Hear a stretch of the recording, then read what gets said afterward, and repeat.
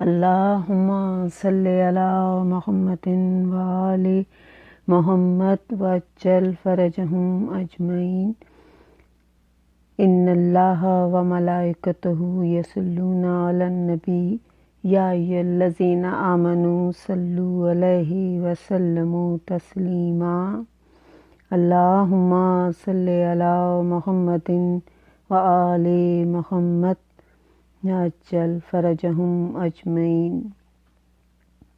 اولئک الذین آتیناہم الکتاب والحکم والنبوۃ فإن یکفر بہا ہؤلاء فقط وکلنا بہا قوم لیسوا بہا بکافرین۔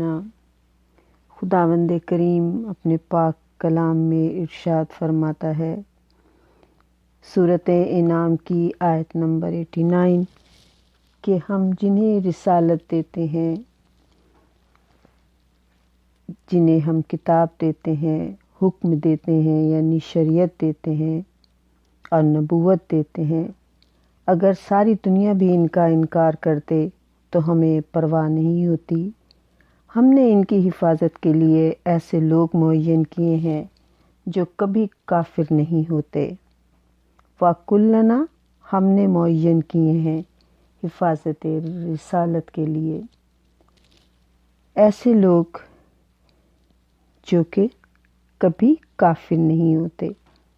تو اب ہمیں یہ دیکھنا ہے کہ محمد صلی اللہ علیہ وآلہ وسلم کی حفاظت کون کر رہا ہے، اور وہ جو بھی محمد صلی اللہ علیہ وآلہ وسلم کی حفاظت کر رہا ہے تو وہ اللہ کا معین کرتا ہے اور وہ کافر نہیں ہے۔ میرے رسول صلی اللہ علیہ وآلہ وسلم کی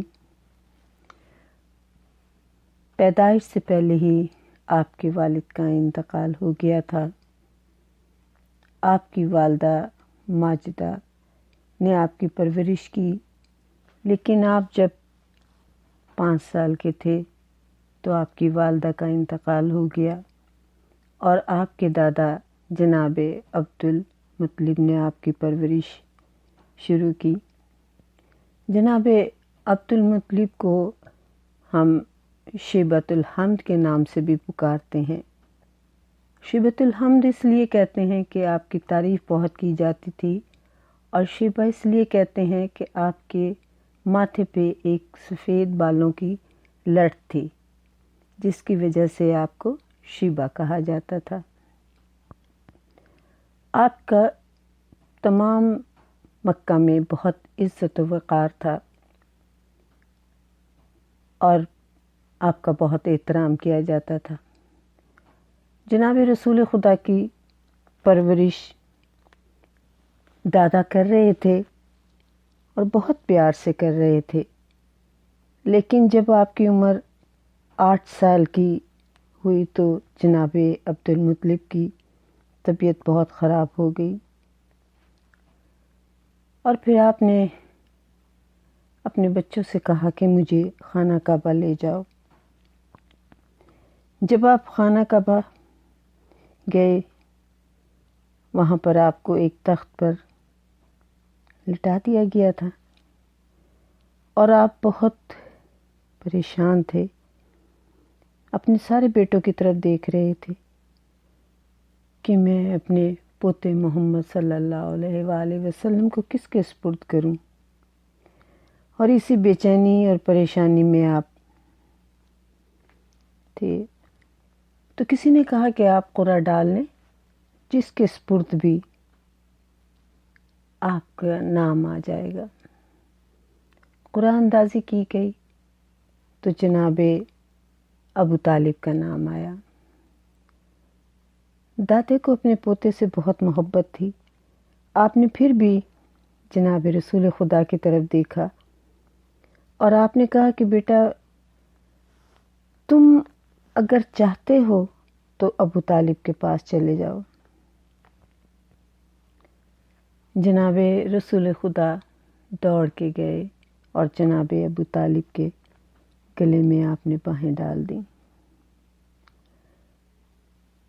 جناب ابو طالب کے پاس آنے سے جناب عبد المطلب کو بہت سکون ہوا، کیونکہ آپ اپنے اس بیٹے سے بہت پیار کرتے تھے، کیونکہ وہ آپ کے سب بیٹوں میں سب سے زیادہ فرما بردار تھے، اور جو کوئی دکھ اور تکلیف تھی زندگی میں، جو نشیب و فراز آئے، اس میں جناب ابو طالب نے اپنے بابا کا بھرپور ساتھ دیا،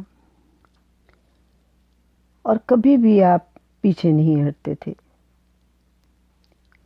جناب عبد المطلب پرسکون تھے کہ میرا پوتا محفوظ ہاتھ میں ہے، لیکن آپ کی طبیعت اور زیادہ خراب ہوئی اور آپ کا انتقال ہو گیا۔ جناب ابو طالب نے قبر کھودی اس قبرستان میں جسے جنت المعلیٰ کہا جاتا ہے، اور پھر آپ کو دفن کیا۔ جب جنازہ لے کے جا رہے تھے تو جناب رسول خدا ساتھ ساتھ روتے ہوئے چلے جا رہے تھے۔ آپ کی حالت دیکھی نہیں جاتی تھی، کیونکہ آپ کے سر پہ اپنا باپ کا سایہ، نہ ماں کا سایہ، اور شفیق داتا بھی اس دنیا سے جا چکے تھے۔ جناب ابو طالب بھتیجے کی یہ حالت دیکھ رہے تھے اور بہت پریشان بھی تھے، کیونکہ ایسے وقت میں بچے کو سنبھالنا بڑا مشکل ہوتا ہے۔ قرآن کی اس آیت نے یہ ثابت کیا ہے کہ جو بھی رسول کی پرورش کرے گا وہ کافر نہیں ہوگا، اور یہ قرآن کی آیت کہہ رہی ہے۔ جناب عبد المطلب اور آپ کا پورا خاندان دین ابراہیمی میں تھا۔ کعبے میں ویسے تو بہت سے لوگوں کے، بہت سے قبیلوں کے بت تھے، لیکن بنی ہاشم کا کوئی بت نہیں تھا۔ آپ لوگ دین ابراہیمی پہ تھے۔ جناب ابو طالب نے جناب رسول خدا کو ساتھ لیا اور گھر تشریف لے کر آئے۔ جناب رسول خدا کی پرورش کے لیے قرآن نے یہ آیت ہمیں پیش کی ہے، وَالضُّحَىٰ وَاللَّيْلِ إِذَا سَجَىٰ، اور اس میں کہا کہ أَلَمْ يَجِدْكَ يَتِیمًا فَآوَىٰ وَوَجَدْكَ ضَالًّا فَہَدَىٰ۔ اے میرے حبیب، میں نے تمہیں یتیم پایا اور میں نے ہی تمہیں پالا ہے، اور میں نے تمہیں کبھی اکیلا نہیں رہنے دیا۔ اس قرآن کی آیت میں خداوند کریم نے پالا تو جناب میرے مولا ابو طالب علیہ السلام نے ہے، لیکن خداوند کریم نے آپ کے فعل کو اپنا فعل کہا کہ میں نے تجھے یتیم پایا اور میں نے تیری پرورش کی۔ جناب رسول خدا کے اور بھی چچا تھے، اور خداوند کریم وہ ہے جو کبھی کسی کافر کے فعل کو اپنا فعل نہیں کہتا۔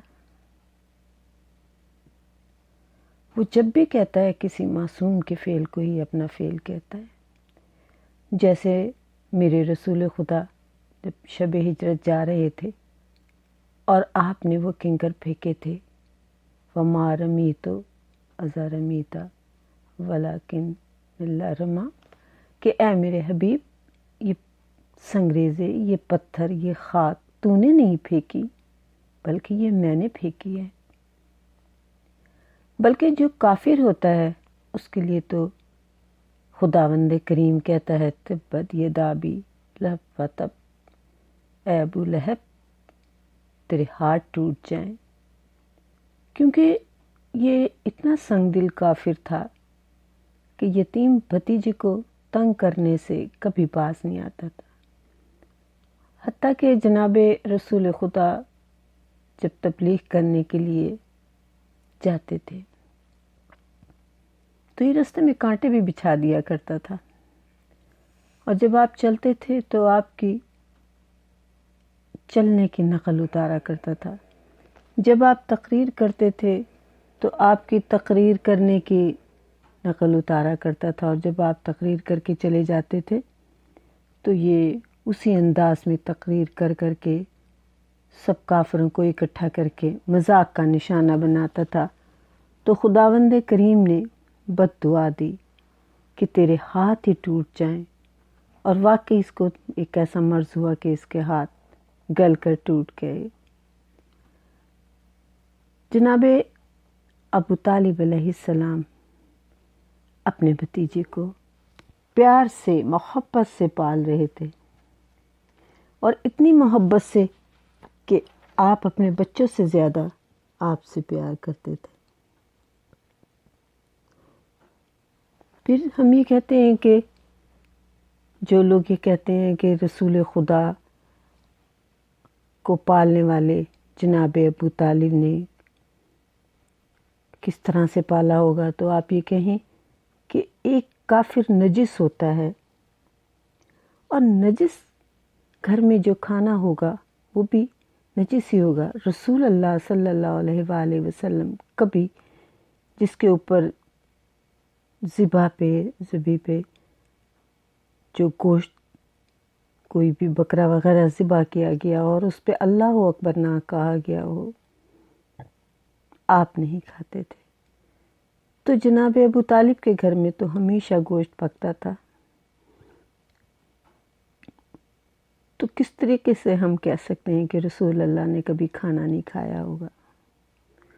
ظاہر ہے کہ مسلمان گھرانہ تھا، اسی لیے جناب رسول خدا نے 50 سال تقریباً وہاں کھانا کھایا ہے، اور وہ نبی آخر ہیں۔ کھانا کافر کے گھر میں پکے اور رسول کھائیں، ایسا تو نہیں ہو سکتا تھا۔ اس کے علاوہ جناب سید سجاد سے جب ایک دفعہ یہ سوال کیا گیا کہ نعوذ باللہ جناب ابو طالب نے کلمہ نہیں پڑھا، مسلمان نہیں تھے، تو آپ نے کہا کہ یہ لوگوں کے اپنے دل کا خیال ہے، سوچ ہے، اس لیے کہ جناب رسول خدا جانتے تھے کہ جناب فاطمہ بنت اسد سے آپ کی شادی ہوئی ہے جناب ابو طالب کی، اور کسی کافر سے کسی مسلمان عورت کی تو شادی نہیں ہو سکتی تھی۔ جب جناب ابو طالب کا انتقال ہوا ہے تو اس وقت بھی جناب فاطمہ بنت اسد زندہ تھیں، اور آپ کی اولاد ان سے تھی۔ تو یہ اس بات کا ثبوت ہے کہ آپ ظاہر مومن تھے، محسن اسلام تھے۔ اس کے ساتھ ہم یہ کہتے ہیں کہ آپ کی محبت کا یہ عالم تھا کہ آپ جناب رسول خدا کو خود نہلاتے، بالوں میں کنگھی کرتے، اپنے ساتھ سلاتے، اور کسی وقت آپ اپنے بھتیجے کو اپنے سے جدا ہی نہیں کرتے تھے۔ ایک دفعہ قحط پڑ گیا تھا، اور بہت جسے کہتے ہیں کہ کوئی بارش کے آثار نہیں نظر آ رہے تھے۔ سارے مدینے والے، مکے والے پریشان تھے کہ ظاہر ہے بارش نہیں ہو رہی تھی تو کوئی کھانا یعنی گندم وغیرہ کچھ نہیں، جو بھی وہاں کی فصل ہوتی تھی نہیں ہو رہی تھی، لوگ بڑے پریشان تھے۔ تو لوگوں نے یہ سوچا کہ ہم سب سے پہلے اپنے اپنے بتوں کو میدان میں لے جاتے ہیں اور خداوند کریم سے ہم دعا مانگتے ہیں۔ سب اپنے اپنے بتوں کو لے گئے اور بتوں کے آگے سر جھکا کر دعا مانگنے لگے کہ ہماری یہ پریشانی دور ہو جائے، بارش ہو جائے۔ لیکن کسی کی بھی یہ دعا پوری نہ ہوئی، اور ان لوگوں نے یہ فیصلہ بھی کیا تھا کہ اگر آج ہم میں سے کسی ایک بت کی وجہ سے بارش ہو گئی تو ہم اس بت کو اپنے تمام بتوں کا سردار مان لیں گے۔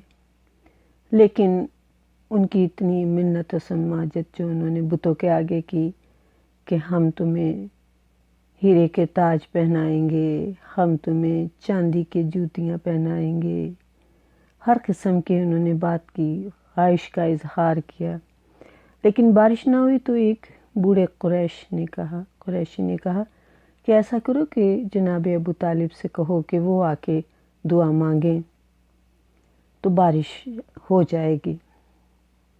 یہ بات سن کر اہل قریش، اہل مکہ نے جا کر جناب ابو طالب کا دروازہ کھٹکھٹایا۔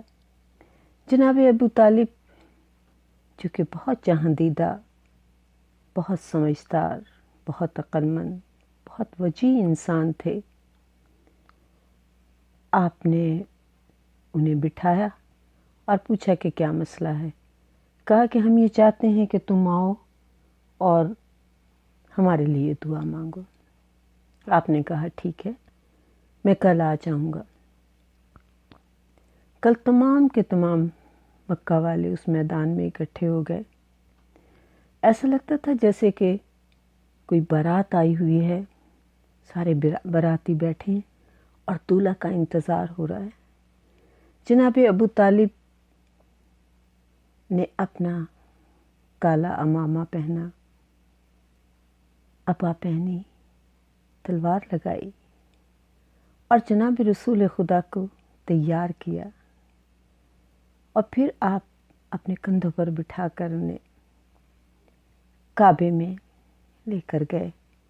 سب لوگ حیران ہو کے دیکھ رہے تھے، کیونکہ آپ جناب رسول خدا کو بہت کم باہر لے کے آتے تھے۔ آج اتنے بڑے مجمع میں لے کر آپ آئے، اور پھر آپ نے کعبے کی دیوار سے جناب رسول خدا کو کھڑا کیا۔ آپ کی پشت دیوار کعبہ سے لگی ہوئی تھی۔ آپ نے کہا بیٹے اب دعا مانگو۔ جیسے ہی جناب رسول خدا نے اپنے ہاتھ بلند کیے تو اسی وقت آسمان پر کالے کالے بادل آ گئے، بجلی چمکنے لگی اور بوندا باندی شروع ہو گئی۔ سب لوگ خوش ہو گئے کہ اتنے عرصے کے بعد بارش اور بادل دیکھ رہے تھے۔ جب آپ نے یہ سارا منظر دیکھا تو آپ نے شعر پڑھنا شروع کیا۔ وَأَبْيَضُ يُسْتَسْقَى الْغَمَامُ بِوَجْهِهِ سَمَالُ الْيَتَامَى وَأَسْمَةٌ لِلْآرَامِلِ۔ آپ کتنے خوبصورت چہرے والے ہیں کہ اس چہرے سے بارش طلب کی جاتی ہے۔ آپ یتیموں کی پناہ گاہ ہیں، آپ بیواؤں اور فقیروں کے محافظ ہیں۔ آپ نے یہ قصیدہ خوش ہو کے لکھا اور اس کے 80 اشعار ہیں۔ میں یہ کہتی ہوں کہ نعتیں تو بہت لوگ پڑھتے ہیں، نعتیں تو بہت لوگ لکھتے بھی ہیں، لیکن رسول کا یہ سب سے پہلا نعت خواں تھا۔ رسول کے یہ سب سے بڑے نعت خواں تھے، پہلے نعت خواں کہ جنہوں نے یہ نعت رسول لکھی، اور بارش ہوئی اور آپ بہت خوش تھے۔ بھتیجے کو لے کر گھر آئے۔ جناب رسول خدا صلی اللہ علیہ وآلہ وسلم کے زمانے میں بھی ایک دفعہ مدینے میں اسی طرح سے قحط ہوا، بارش نہیں ہو رہی تھی، کافی عرصہ گزر گیا تھا۔ مدینے کے لوگ رسول اللہ صلی اللہ علیہ وآلہ وسلم کے پاس آئے اور کہا یا رسول اللہ دعا کیجیے کہ بارش ہو۔ جناب رسول خدا صلی اللہ علیہ وآلہ وسلم نے دعا کی، اپنے ہاتھ بلند کیے اور دعا کی، اسی وقت بارش شروع ہو گئی اور 7 دن تک لگاتار بارش ہوتی رہی۔ تو آخرکار مدینے والے رسول اللہ صلی اللہ علیہ وآلہ وسلم کے پاس آئے اور کہا یا رسول اللہ بہت بارش ہو گئی، اب آپ دعا کریں کہ بارش رک جائے۔ آپ نے ہاتھ بلند کیے اور دعا کی کہ بار الہ اب اس بارش کو مدینے کے چاروں طرف ارد گرد برسا دے ان بادلوں کو۔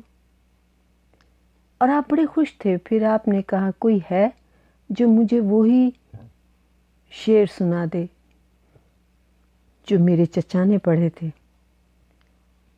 تو جناب مشکل کشا شیر خدا امیر المومنین حضرت علی علیہ السلام کھڑے ہوئے اور آپ نے کہا یا رسول اللہ میں شعر پڑھتا ہوں اپنے بابا کے، شاید آپ کا وہی پسندیدہ شعر ہو۔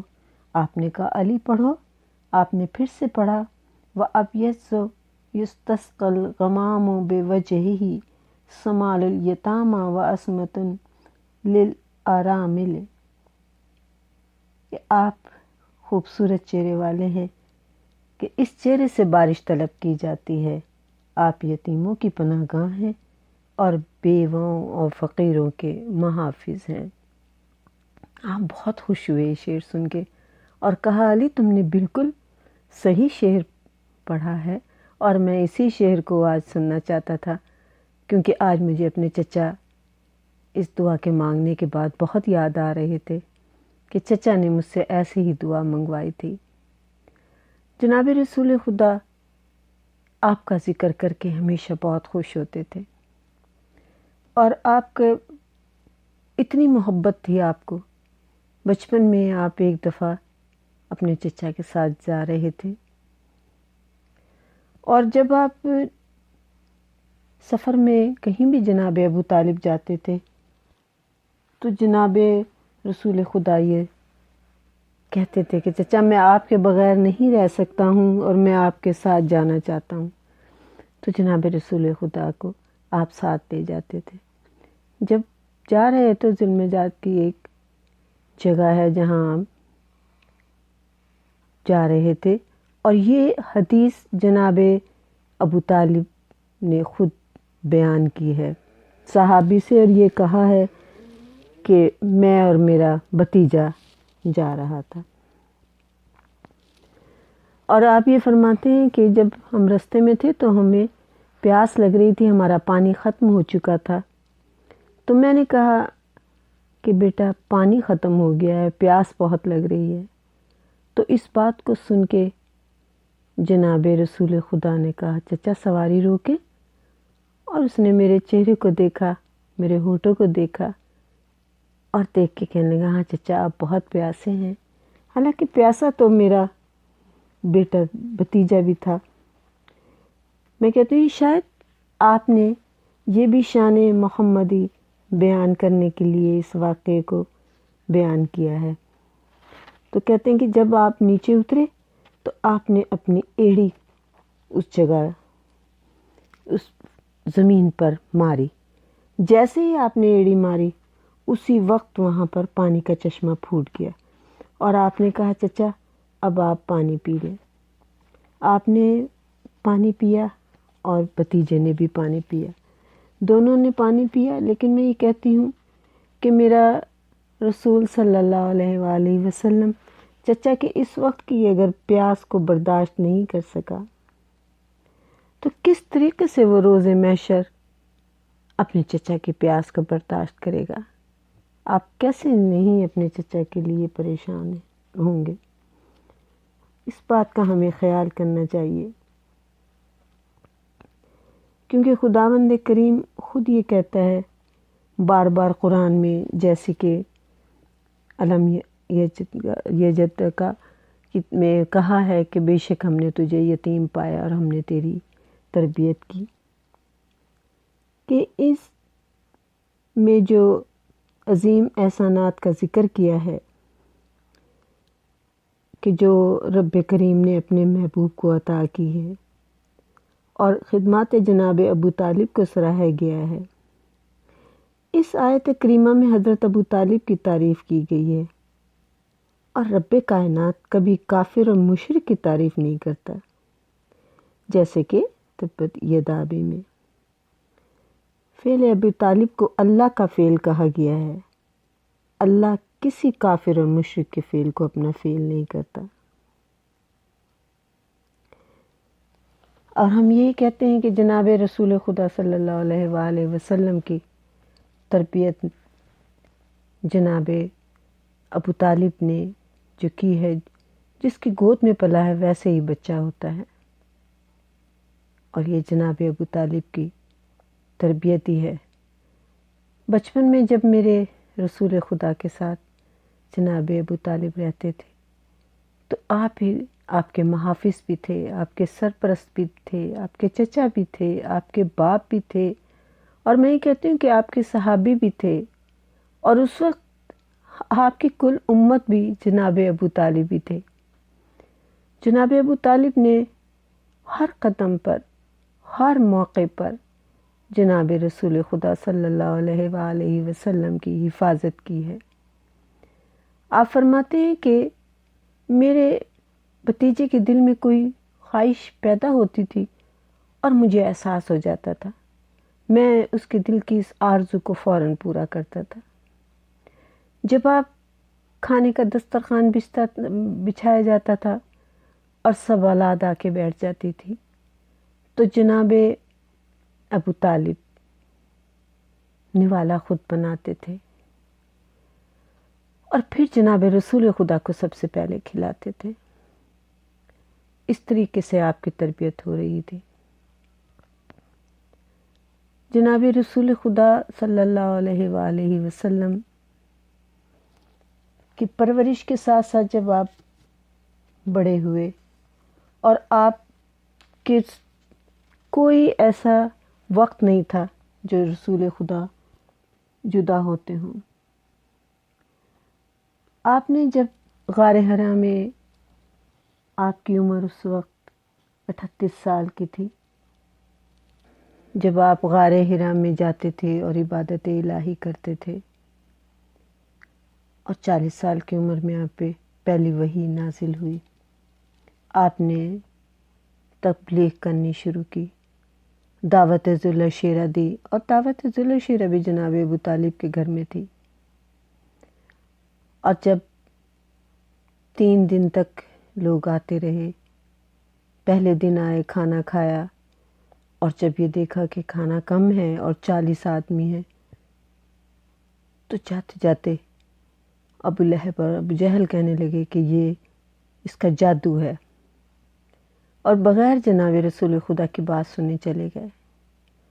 دوسرے دن پھر آئے، پھر اسی طرح کھانا کھایا اور کہنے لگے دیکھو اتنا کم کھانا تھا اور ہم سب کو پورا ہوا، یہ اس کا جادو ہے۔ جب دوسرے دن بھی گئے تو جناب رسول خدا کی آنکھوں میں آنسو تھے۔ جناب ابو طالب سے اپنے بھتیجے کی آنکھ میں آنسو برداشت نہیں ہوتے تھے، اور جب تیسرے دن آئے اور پھر اسی طرح سے کھانا کھانے کے بعد اٹھ کے جانے لگے تو اس وقت جناب ابو طالب کھڑے ہوئے اور جا کے ابو لہب کے گریبان میں ہاتھ ڈالا اور کہا خاموشی کے ساتھ یہاں بیٹھ جا، اور بالکل تو نے یہاں سے اٹھنا نہیں ہے، اس لیے کہ جب تک میرا بھتیجا اپنی بات کو پورا نہیں کر لیتا تو یہاں سے نہیں جائے گا۔ اس کے بعد آپ نے جناب رسول خدا کی طرف بڑا مسکراتے ہوئے دیکھا اور کہا قم یا سیدی یا مولائی فتکلما مما تحبون وبلغ رسالتہ ربکا، اے میرے سید، اے میرے مولا، کھڑے ہو جاؤ اور جو بھی تم نے بلغ بیان کرو، اپنے بیان کو، رسالت کے پیغام کو دو ان سب لوگوں کو۔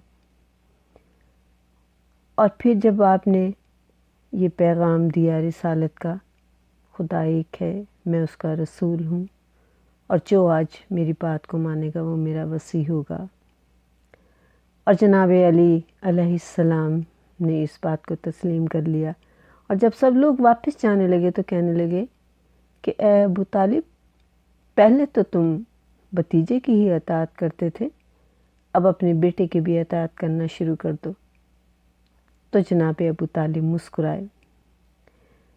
جناب ابو طالب نے جیسے جیسے وقت گزرتا تھا آپ دیکھتے تھے کہ لوگوں کے رویے بہت تبدیل ہوتے جا رہے ہیں۔ رسول اللہ صلی اللہ علیہ وآلہ وسلم کے ساتھ بہت بدتمیزی سے پیش آتے تھے اور آپ کے ساتھ تکلیف دہ عمل کرتے تھے۔ کبھی بچوں کو پیچھے لگا دیتے تھے کہ وہ انہیں جادوگر کہتے تھے، ساحر کہتے تھے، مجنوں کہتے تھے۔ یہ تمام حالات جناب ابو طالب دیکھتے تھے۔ ایک دن تمام یہ جتنے بھی کفار تھے انہوں نے ایک خوبصورت لڑکا ہمارا لیا اور جو بہت خوبصورت تھا، بہت خوش اندام تھا، اس کو لے کر آئے اور کہا ابو طالب تم اس لڑکے کو لے لو اور ہمیں محمد صلی اللہ علیہ وآلہ وسلم دے دو کہ ہم اسے قتل کرنا چاہتے ہیں، کیونکہ وہ ہمارے بزرگوں کا مذاق اڑاتا ہے اور ہمارے خداؤں کو برا کہتا ہے، ہمیں وہ بالکل پسند نہیں، ہم اسے قتل کرنا چاہتے ہیں۔ جناب ابو طالب بہت سنجیدہ مزاج اور تحمل والے تھے، لیکن جب کوئی بات آپ کی برداشت سے باہر ہو جاتی تھی تو آپ اپنے غصے کا اظہار کرتے تھے۔ آپ نے جب یہ بات سنی تو ان تمام کی طرف دیکھا اور دیکھنے کے بعد کہنے لگے کتنی اچھی بات تم نے کی ہے کہ میں اپنے بیٹے کو، اپنے بھتیجے کو تمہیں دے دوں کہ تم اسے قتل کر دو اور تمہارے بچے کی میں پرورش کروں اور اسے پالوں۔ کیا سمجھتے ہو تم؟ اور تم نے آج تو یہ بات کی ہے، آئندہ یہ بات مت کرنا، ورنہ تم یہ سمجھ لو کہ اگر محمد کے پیر میں اب ایک کانٹا بھی چبھ گیا تو پھر میری تلوار باہر آ جائے گی۔ یہ تمام لوگ اس وقت تو واپس چلے گئے لیکن شدید غصے میں تھے اور وہ یہ کہہ رہے تھے کہ نہیں، یہ ہماری کسی طریقے سے کوئی بات نہیں مان رہے ہیں، تو اب ہمیں ان کے ساتھ کچھ کرنا چاہیے۔ اور اس لیے انہوں نے سوچ کے اب ایک یہ پروگرام بنایا کہ اب ہم ان کے ساتھ ایسا کچھ کریں کہ یہ محمد کا ساتھ ابو طالب چھوڑ دے۔ اگر ابو طالب ان کے ساتھ نہیں ہوگا تو ہم آسانی کے ساتھ محمد کو قتل کر دیں گے۔ یہ دماغ میں بات لے کے انہوں نے مکمل ارادہ کر لیا۔ اب جب یہ بات طے ہو گئی تو یہ کہ ہم نے معاہدہ کرنا ہے، یہ پھر جناب ابو طالب کے پاس گئے اور جا کے کہا کہ ابو طالب ہم نے تمہارے ساتھ معاہدہ کرنا ہے، اور وہ اگر تم ہماری بات نہیں مانتے تو تم اس معاہدے کے ساتھ ہمارے قبیلوں کے ساتھ تم رہ سکتے ہو ورنہ نہیں۔ ان کا کیا معاہدہ ہے؟ ان کا معاہدہ یہ ہے کہ تمہارا یا تو تم محمد کو ہمیں دے دو کہ ہم اسے قتل کر دیں، اور اگر تم محمد کو نہیں دیتے ہو تو پھر تمہیں مکے سے نکلنا پڑے گا اور تمہیں یہاں سے جانے کے بعد کوئی بھی مکے والا تمہارے کوئی شادی بیاہ نہیں کرے گا، کسی قسم کا تم سے کوئی تعلق نہیں رکھا جائے گا، کوئی لین دین نہیں ہوگا اور کوئی تمہیں کھانے وغیرہ نہیں پہنچائے گا، کیونکہ محمد نے ایک نئے دین کا ایجاد کر دی ہے۔ وہ ہمارے خداؤں کو ہمیشہ برا بھلا کہتا ہے، یا تو تم انہیں ہمارے حوالے کر دو اور یا پھر جنگ کرو اور یا یہاں سے چلے جاؤ۔ جناب ابو طالب نے جب یہ باتیں سنی تو آپ نے کہا کہ میرا بیٹا اپنا کام جاری رکھے گا، اس لیے کہ میں اس کے ساتھ ہوں، اور خدا کی قسم کبھی بھی میرے بیٹے کی طرف کوئی میلی آنکھ سے نہ دیکھ سکے گا جب تک میں مٹی میں نہ دفن ہو جاؤں۔ اور یہ بات کہی آپ نے، اور انہوں نے کہا کہ چلو ٹھیک ہے ہم معاہدہ لکھتے ہیں، اور انہوں نے معاہدہ لکھا اور اس کے بعد اس کو ایک باکس میں، ایک صندوق میں بند کر کے انہوں نے رکھ دیا۔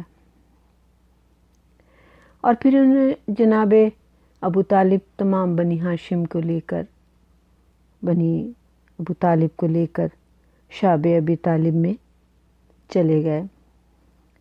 شعب ابی طالب کا چاروں طرف سے مکے والوں نے محاصرہ کیا ہوا تھا، اس لیے کہ وہ نہیں چاہتے تھے کہ کوئی ان کی مدد کرے، کوئی انہیں کھانا پہنچا دے، کوئی انہیں گندم پہنچا دے۔ اب ان میں بچے بھی تھے، بزرگ بھی تھے۔ اگر کوئی شخص یہ دیکھ کے کہ بچے بھوکے ہوں گے، کوئی کھانا پہنچانے کی کوشش کرتا، تو کیونکہ بچوں کے رونے کی آوازیں آ رہی ہوتی تھی، اس سے لوگوں کی نیندیں خراب ہوتی تھی، تو احباب و اقارب چوری چھپے کھانے پینے کی چیزیں پہنچانے کی کوشش کرتے، مگر قریش انہیں سخت سزائیں دیتے تھے۔ حتیٰ کہ جناب ختیجہ کی بھی بہت طبیعت خراب ہو گئی تھی، چھوٹی سی جناب فاطمہ بھی وہیں تھی۔ اتنی بھوک اور پیاس کا عالم تھا کہ کھانے ختم ہو چکے تھے تو چمڑا ابال کر پیا جاتا تھا، اور درختوں کی جڑیں کھائی جاتی تھیں، درختوں کی پتیاں ابال کر کھائی جاتی تھیں، یعنی کھانے کو کچھ نہیں رہا تھا۔ بچوں کی ہر وقت بھوک اور پیاس کی، رونے کی آوازیں آ رہی ہوتی تھیں۔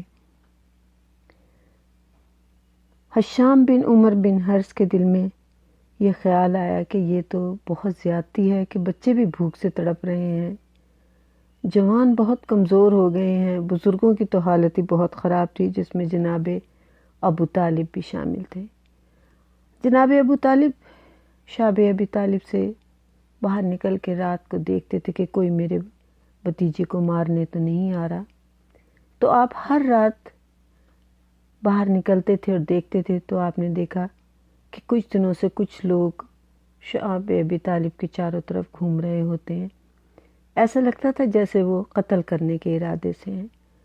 تو آپ جناب رسول خدا کا جو بستر ہوتا تھا اس پہ کبھی مولا علی کو لٹا دیتے تھے، کسی دن خود لیٹ جاتے تھے، کبھی جعفر کو اور کبھی عقیل کو لٹا دیتے تھے کہ میرا بھتیجا محفوظ رہے۔ ایسا چچا اس دنیا میں کون ہوگا، کیونکہ اپنی اولاد سے زیادہ کسی کو کوئی پیارا نہیں ہوتا۔ لیکن کائنات کا یہ سب سے بڑا امین ہے جسے ابو طالب کہتے ہیں، اور خداوند کریم نے اپنی سب سے بڑی امانت جناب ابو طالب کے سپرد کی ہوئی ہے، آپ اس کی حفاظت کرتے ہیں۔ ایک دن جناب رسول خدا سو کر اٹھے تو جبرائیل آئے اور انہوں نے یہ کہا کہ اب آپ اہل قریش سے کہیں کہ وہ معاہدہ جو ہے اس کو کھول کر دیکھیں، وہاں پر صرف اللہ کا نام اور آپ کا نام رہ گیا ہے۔ جناب رسول خدا نے جب یہ بات سنی تو آپ نے اپنے چچا جناب ابو طالب سے کہا کہ چچا جبرائیل آئے ہیں اور یہ پیغام دیا ہے۔ چچا کو جناب ابو اپنے بھتیجے پر اتنا اعتبار تھا، آپ نے کہا ٹھیک ہے بیٹا۔ کہا چچا آپ پوچھیں گے نہیں؟ کہا بیٹا مجھے یقین ہے، مجھے اس پہ یقین ہے جو تو کہتا ہے وہ سچ ہے، تو نے جو کہا ہے وہ سچ ہے، اور مجھے تیرے دین اور تجھ پر پورا یقین ہے اور تیری زبان پر پورا یقین ہے۔ جب جناب ابو طالب گھاٹی سے باہر نکلے، اہل قریش تو چاروں طرف پھرتے رہتے تھے، انہوں نے دیکھا تو انہوں نے سوچا کہ ابو طالب سے اب برداشت سے باہر ہو گیا ہے، بھوک اور پیاس اب برداشت نہیں ہو رہی، کمزوری حد سے زیادہ بڑھ گئی ہے۔ تو وہ بڑے خوش ہوئے اور ہنسنے لگے، کچھ ہنس رہے تھے کچھ مسکرا رہے تھے۔ جناب ابو طالب نے اشارہ کیا کہ سب اکٹھے ہو جاؤ، سب اکٹھے ہو گئے، لیکن جناب ابو طالب ایک بہت جہاں دیدہ اور عقل مند انسان تھے، آپ ان کی نفسیات اچھی طرح جانتے تھے۔ آپ نے معاہدے کا جو رسول خدا نے پیغام دیا تھا اس کا ذکر نہیں کیا، کیونکہ وہ جانتے تھے کہ اگر میں نے جاتے ہی کہہ دیا تو یہ شاید پھر مکر نہ جائیں یا کچھ اور تبدیلی نہ کر دیں۔ آپ خاموش ہو کے وہاں جا کے بیٹھ گئے اور کہا کہ ہاں اب بات کرو۔ تو کہا بس بات یہی ہے کہ معاہدہ ختم کرتے ہیں، تم محمد صلی اللہ علیہ وآلہ وسلم کو ہمیں دے دو۔ جناب ابو طالب نے کہا کہ پہلے تم معاہدہ لے کر آؤ۔ معاہدے کا صندوق آیا۔ آپ نے کہا کہ چابی بھی منگا لو اس کی۔ چابی بھی منگا لی گئی۔ اب سب چاروں طرف بیٹھے تھے کہ اب ابو طالب یہ کہیں گے کہ میں محمد صلی اللہ علیہ وآلہ وسلم کو تمہارے سپرد کرتا ہوں۔ یہ بات آپ جانتے تھے اور سمجھ رہے تھے کہ ان کا ارادہ یہی ہے۔ اب آپ نے جناب رسول خدا کی تعریف شروع کی۔ جناب ابو طالب وہ صحابی ہے، وہ رسول کی امت ہے کہ جو بچپن سے رسول اللہ کے فضائل بیان کر رہے ہیں، خود بھی جانتے ہیں، لوگوں کو بھی بتاتے ہیں کہ میرا بھتیجا کتنا بڑا رسول ہے۔ آپ نے کہا کہ دیکھو میرا بھتیجا جو بھی کچھ کہتا ہے وہ بالکل سچ کہتا ہے، اور اس نے آج بھی سچ کہا ہے۔ مجھے یقین ہے کہ اس کا دین بھی سچا ہے، وہ خود بھی صادق ہے اور تم بھی جانتے ہو۔ انہوں نے کہا کہ آج کیا کہا ہے محمد صلی اللہ علیہ وآلہ وسلم نے؟ تو آپ نے فرمایا کہ اس نے کہا ہے کہ جو معاہدہ تم نے لکھا تھا اسے دیمک کھا گئی ہے، اور اس میں صرف 2 نام بچے ہیں، ایک اللہ اور ایک محمد کا۔ انہوں نے کہا یہ کیسے ہو سکتا ہے؟ اس کو تو کسی نے کھولا ہی نہیں، یہ 3 سال سے بند ہے۔ انہوں نے کہا کھول کے دیکھو۔ جب تالا کھولا اور دیکھا تو واقعی اس کاغذ کو، اس معاہدے کو دیمک کھا چکی تھی۔ تو ہشام بن عمر حارث جو تھا اس نے بھی کہا، اور سارے لوگ جو کچھ چاہتے تھے کہ اب ان کو آزادی دی جائے، اب یہ شاب ابی طالب سے واپس آ جائیں، ان سب نے کہا کہ اب تو معاہدہ ختم ہو گیا ہے اور یہ اللہ کی طرف سے ہوا ہے، تو اس لیے اب انہیں آزاد کر دو۔ جناب ابو طالب اور تمام خاندان گھر آ گیا، لیکن ان سب میں سب سے زیادہ کمزور اب جناب ابو طالب ہو چکے تھے، اور آپ بہت بیمار ہو چکے تھے۔ آپ کی بیماری کا یہ عالم تھا کہ آپ بستر سے اٹھتے تھے اور پھر لیٹ جاتے تھے۔ آپ کی یہ حالت دیکھ کر سب گھر والے بڑے پریشان تھے، اور جناب رسول خدا سب سے زیادہ پریشان تھے، اور بار بار یہ کہتے تھے کہ چچا آپ کی یہ حالت مجھ سے دیکھی نہیں جاتی۔ لیکن کل نفس ذائقۃ الموت، جناب رسول خدا کو آپ نے پاس بلایا، اور آپ نے پاس بلانے کے بعد یہ کہا بیٹا جو بھی اسرار نبوت میرے پاس ہیں، جو ہمارے پاس چلے آ رہے ہیں، وہ میں تمہارے سپرد کرتا ہوں، اور بے شک میں یہ چاہتا تھا کہ اگر خداوند کریم مجھے اور زندگی دیتا تو میں تمہاری حفاظت کرتا، تمہارے کام میں، تمہارے مشن میں، تمہارے اس دین میں تمہارا ساتھ دیتا، لیکن میرا وقت قریب آ گیا ہے۔ پھر آپ نے وصیت کی کہ دیکھو مجھے میرے باپ کی قبر میں ہی دفن کرنا، اور اس کے بعد آپ نے تمام بچوں کو اپنے پاس بلایا۔ سب بچے آپ کے نزدیک آ گئے۔ پھر آپ نے تمام اہل قریش کو بلایا۔ آخری وقت میں اہل قریش، بنی ہاشم، بنی عبد المطلب، بنی ابی طالب موجود تھے۔ آپ نے کہا گروہ قریش، پوری کائنات میں تمہیں شرف فضیلت حاصل ہے، دیکھو یاد رکھنا کعبے کا احترام کرنا، کبھی نہ بھولنا کعبے کے احترام میں اللہ کی خوشنودی ہے۔ اور دیکھو یہ میرا جو بھتیجا ہے، اس کی راہ پر چلنا، جو بھی اس کی راہ پر چلے گا سعادت مند ہوگا۔ اس پر پڑنے والی ہر مصیبت اپنے سر پر لینا۔ اگر میری زندگی ہوتی تو میں ضرور اس کا ساتھ دیتا۔ پھر حضرت علی کو دیکھا، جناب حضرت علی رو رہے تھے، نزدیک بلایا، آپ نے کہا لی صبر کرو، ہر زندہ موت کی طرف جا رہا ہے، دیکھو محمد کا بہت خیال کرنا۔ جناب حضرت علی نے بابا کا ہاتھ پکڑا اور روتے ہوئے کہا، بابا میں مدد کروں گا، لیکن بابا آپ سے جدائی، بابا آپ سلامت رہیں، آپ کی ہمراہی میں مدد کروں، تاکہ آپ کو معلوم ہو جائے کہ میں ہمیشہ سے آپ کا فرما بردار ہوں۔ جناب رسول خدا بار بار رو رہے تھے، روتے جاتے تھے، کبھی چچا کے ماتھے کا پسینہ پوچھتے تھے، پیار کرتے تھے، کبھی ہاتھ پکڑتے تھے، کبھی پیشانی چومتے تھے اور کہتے تھے، چچا آپ میرے باپ تھے، آپ نے یتیمی میں میرا ساتھ دیا، آپ نے میرے دین میں میری مدد کی، آپ نے میرے مشن میں میری مدد کی، چچا آپ قدم قدم پر میرے ساتھ رہے، آپ نے ہر مصیبت میں میرا ساتھ دیا ہے، آپ کے جانے سے میں اکیلا رہ جاؤں گا، میں تنہا رہ جاؤں گا۔ اب زار و قطار رو رہے تھے۔ جناب ابو طالب نے دیکھا، اور پھر آپ نے دیکھا کہ جناب ام ہانی بہت رو رہی تھی۔ ظاہر ہے بیٹیوں کے دل بہت چھوٹے ہوتے ہیں، اور باپ اگر دنیا سے جا رہا ہو تو ان سے کیسے برداشت ہوتا ہے۔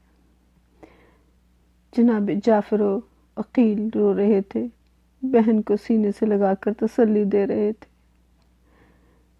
جناب رسول خدا نے جناب ابو طالب کی آنکھوں پر ہاتھ رکھا اور پڑھا، قالوا انا للہ و انا الیہ راجعون۔ جنازے کے ساتھ ساتھ آپ روتے جاتے تھے اور دعا کرتے جاتے تھے، اے رب کریم میرے چچا کو جزائے خیر دینا۔ جناب عبد المطلب کی قبر کو کھولا گیا تو آپ کا ویسے ہی جنازہ تھا، کفن تک میلا نہیں ہوا تھا، اسی طرح قبلہ رخ آپ کا منہ تھا۔ اسی قبر میں جناب ابو طالب کو دفن کیا گیا، آپ کی وصیت کے مطابق۔ جناب رسول خدا صلی اللہ علیہ وآلہ وسلم نے وہاں بیٹھ کر دعا کی۔ جناب ابو طالب کی وفات کے وقت تک رسول اکرم پر نماز میت کے احکام نازل نہیں ہوئے تھے، اسی لیے آپ نے نماز جنازہ نہیں پڑھی۔ لیکن آپ نے جناب رسول خدا اور جناب ختیجۃ الکبریٰ کے غم میں آپ نے 1 سال پورا غم منایا۔ آپ نے اس سال کا نام ہی یوم الحزن رکھا۔ آپ ہر وقت روتے رہتے تھے، پریشان رہتے تھے، غم کی حالت میں رہتے تھے۔ کبھی مولا علی کو دیکھتے تھے تو روتے تھے، کبھی چچا کی ذکر کر کے رویا کرتے تھے، پریشان رہتے تھے۔ میں کہتی ہوں یا رسول اللہ، یا مولا علی، آپ سب لوگوں کو بڑا پرسہ قبول ہو میرا، لیکن میرے مولا، کربلا میں ایک اور چچا بھی تھا جسے اپنے بھتیجوں سے بھی پیار تھا، بہت زیادہ پیار تھا۔ جب جناب قاسم کی لاش کے ٹکڑے دیکھے تھے تو بار بار رو کے کہتے تھے، آقا حسین مجھ سے برداشت نہیں ہوتا کہ میرے قاسم کی یہ حالت ہے۔ اور جب آپ پانی لے کے آ رہے تھے اور کسی ظالم نے آپ کے سر میں گرز مارا تھا اور آپ کے ہاتھوں کو قلم کر دیا تھا، تو سلجنا جدھر سے گھوڑا جدھر سے گزرتا تھا کوئی تلوار مارتا تھا، کوئی تیر مارتا تھا، اور میرا غازی عباس کا جسم ٹکڑے ٹکڑے ہوتا جا رہا تھا۔ ایسا لگتا تھا جیسے جسم کا کوئی حصہ ادھر ہے اور کوئی حصہ بائیں طرف گرا ہے تو کوئی دائیں طرف گرا ہے۔ کہ جب جناب زینب کربلا واپس آئیں اور آپ نے اپنے بھائی کی قبر پہ گئی ہیں اور دیکھا ایک چھوٹے بچے کی مانند قبر ہے، تو جناب زینب تڑپ گئی اور تڑپ کے کہنے لگی، سجاد میرا عباس تو شیر جوان تھا، اس کی اتنی چھوٹی سی قبر کیوں ہے؟ جناب سید سجاد نے رو کے کہا، پھوپھی اماں بس مجھے اتنا ہی آپ کے بھائی ملا تھا جو میں نے ایک چٹائی میں رکھ کے یہ چھوٹی سی قبر بنا دی ہے۔ باراللہ ہمیں ہمارے اس پرسے کو قبول کر لینا، یا جناب رسول خدا، یا جناب مولا علی جعفر و عقیل، یا امام زمانہ، ہمارے اس پرسے کو قبول کر لینا۔ اے میرے مولا، جو اس دنیا سے گئے ہیں ان کی قبروں کو نور محمدی سے منور کر دینا۔ اے میرے مولا، میرے والدین کو روحوں کو بخش دینا، میرے بھائیوں کی روحوں کو بخش دینا، ان کی قبروں کو نور محمدی سے منور کر دینا۔ اے میرے مولا، جن کے جو عزیز و اقارب اس دنیا سے گئے ہیں کہ گناہ کبیرہ و صغیرہ کو معاف کر دینا۔ اے میرے مولا، ہمارے گناہ کبیرہ و صغیرہ کو معاف کر دے اس ذکر کے صدقے میں۔ یا امام زمانہ، ہمارے ذکر کو قبول کر لینا۔ جو بے گناہ قیدی ہیں انہیں رہائی دینا، جو بے اولاد ہیں انہیں اولاد دینا، جو بیمار ہیں ان کو صحت کلی عطا کرنا۔ اے میرے مولا، ہمیں حج عمرے کی توفیق عطا کرنا نصیب ہو، زیارت امام حسین نصیب ہو۔ اللہم صلی علی محمد و آل محمد وعجل فرجہم اجمعین۔